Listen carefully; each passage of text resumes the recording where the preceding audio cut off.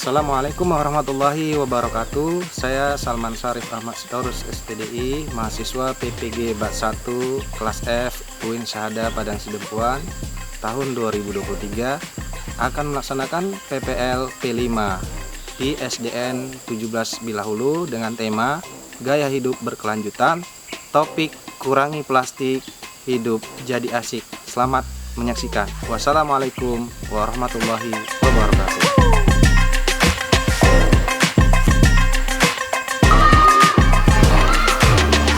Assalamualaikum. Waalaikumsalam. Apa kabar anak bapak semua? Alhamdulillah, luar biasa. Allahu Akbar. Yes, yes, yes. Ada yang hadir hari ini? Tidak. Alhamdulillah, puji syukur kehadiran Allah Subhanahu wa taala yang mana pada hari ini kita masih diberi kesehatan sehingga kita masih bisa tetap hadir ke sekolah untuk menuntut ilmu supaya cita-cita kita tercapai. Seperti biasa sebelum belajar kita berdoa dulu ya. Oh, nyanyi dulu. Jadi sebelum doa kita nyanyi dulu gitu ya. Nyanyi lagu apa nih? Oh, di atas.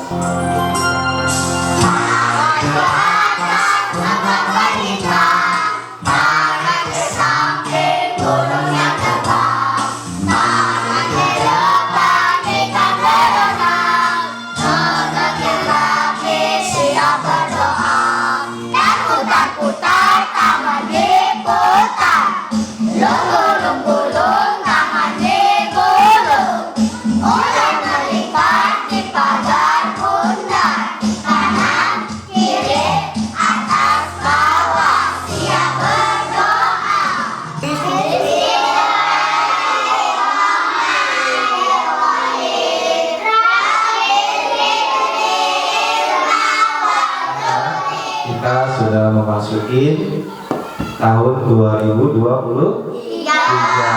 Sekolah kita sudah mulai menerapkan kurikulum merdeka, tapi masih tahap mandiri ya. Di kurikulum merdeka ada namanya P5. Apa itu P5? P5 itu adalah proyek penguatan profil pelajar Pancasila. Nah, di sekolah kita mengambil tema pada tahun ini yaitu gaya hidup berkelanjutan. Topik yang diambil kurangi plastik, hidup jadi asik. Pancasila ini merupakan salah satu inovasi ya dalam kurikulum merdeka yang bertujuan untuk memberikan siswa pengalaman nyata dalam mewujudkan nilai-nilai luhur Pancasila melalui serangkaian aktivitas proyek pembelajaran baik di dalam maupun di luar kelas. Di dalam tema yang kita ambil di sini, gaya hidup berkelanjutan terdiri dari dua dimensi yang berhubungan dengan Pancasila. Dimensi pertama yaitu beriman, bertakwa kepada Tuhan Yang Maha Esa dan berakhlak mulia. Ya, salah satunya menjaga lingkungan alam sekitar. Sebagaimana dalam hadis Nabi Shallallahu Alaihi Wasallam, sesungguhnya Allah Taala itu baik dan menyukai kebaikan, bersih dan menyukai kebersihan, mulia dan menyukai kemuliaan, bagus dan menyukai kebagusan. Oleh sebab itu bersihkanlah lingkunganmu. Jadi sudah dijelaskan di dalam sebuah hadis. Kemudian dimensi yang kedua diharapkan dari kegiatan P5 kita yaitu kreatif.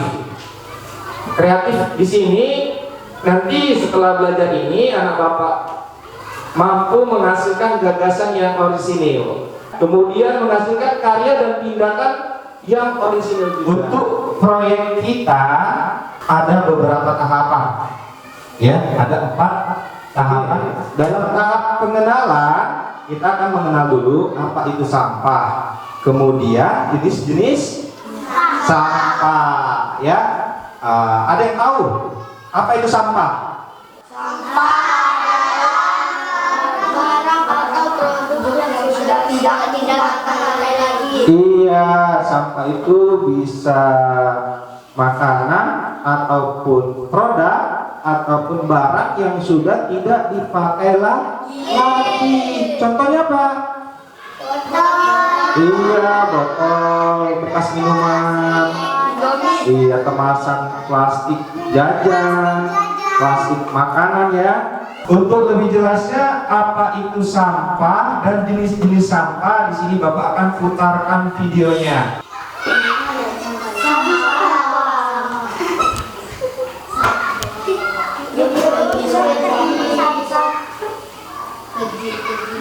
Pengertian sampah. Sampah dapat didefinisikan sebagai bagian dari sesuatu yang tidak dipakai, tidak disenangi, atau sesuatu yang harus dibuang. Berdasarkan sifatnya, sampah dibedakan atas sampah organik dan sampah anorganik. Sampah anorganik ini dapat dimanfaatkan menjadi bahan daur ulang seperti tas, pot, lampu gantung, atau celengan. Bagaimana? Video tadi udah jelas ya? Itu dijelaskan pengertian daripada sampah. Kemudian sampah dibagi menjadi 2 jenis ya. Ada sampah organik, ada sampah anorganik. Jadi kita sekarang punya misi. Misi kita apa? Jadi nanti Bapak minta anak Bapak mengumpulkan sampah di sekitar sekolah sebanyak-banyaknya, ya. Kemudian nanti setelah kita kumpulkan sampah tersebut, kita pisah-pisahkan mana di situ sampah organik dan sampah anorganik, ya.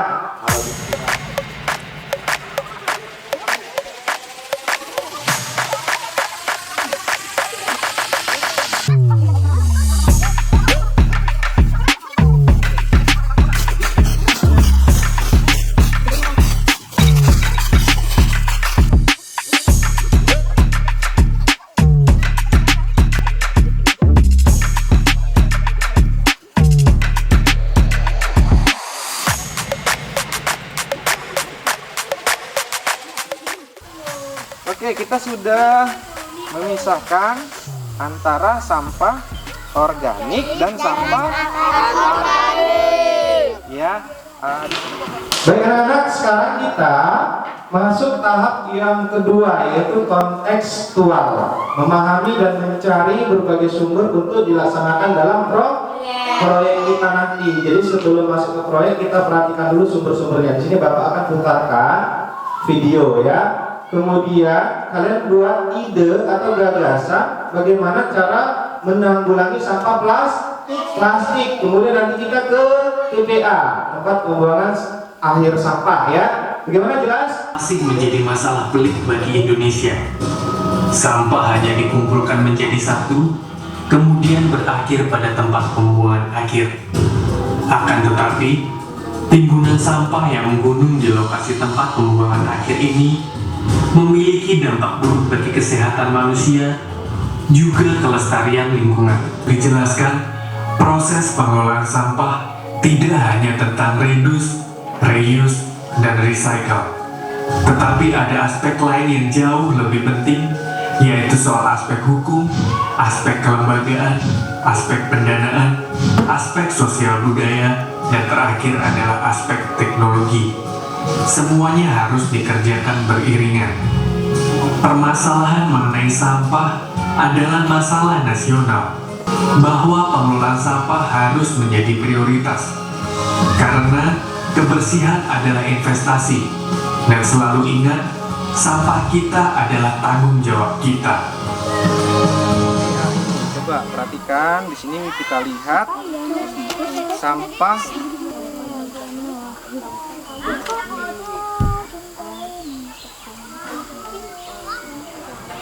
Oke, gimana anak-anak kegiatan tadi? Asik. Kita sudah mengamati video, juga sudah mengamati TPA. TPA tempat pembuangan sampah akhir ya. Setelah diamati, kalian tadi Bapak minta untuk menuliskan ide atau gagasan ya, bagaimana cara menanggulangi sampah plastik. Sudah dibuat kan? Sekarang kita masuk tahap yang ketiga. Aksi kita apa? Yaitu membuat poster atau nanti kita buat video konten yang berhubungan dengan poster yang kalian buat. Bisa dipahami?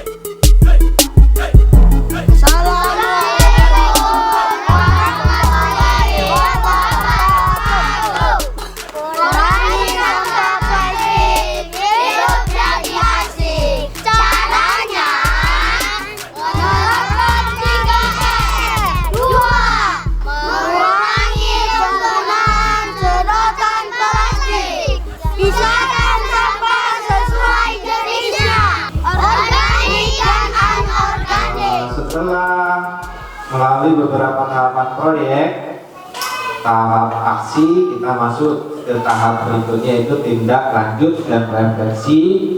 Peserta didik dan pihak sekolah melakukan evaluasi proyek ya. Hasilnya bagus dan ini sesuai dengan apa yang kita harapkan ya. Untuk selanjutnya kita terapkan dalam kehidupan kita sehari-hari, baik di sekolah maupun di rumah. Teruslah membuat poster-poster yang lebih baik lagi, membuat konten-konten video juga ya. Nanti kita tampilkan di Facebook sekolah. Sebelum kita akhiri kegiatan kita tutup dengan doa.